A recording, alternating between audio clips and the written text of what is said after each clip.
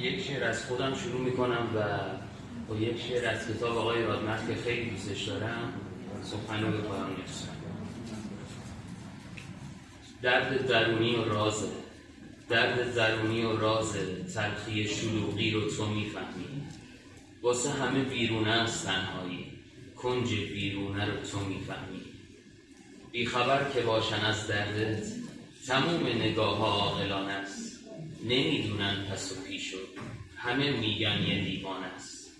نگاه تو که نمیشناسن حالت چشماتم قضاوت میشه. به دور از همه میشینی بازم به تو و تنهاییت حسادت میشه. نمیدونن آهو چیه نه دلتنگی گم شدگی. چه میدونن چه شیرینه شرب تلخی بیرونگی. وزن واژه ها رو نمیدونن. شاید تو مور کنایه دارن. شاید یه گردان بیرحمن که 100 شلیک در ثانیه دارن. تقدیمتون.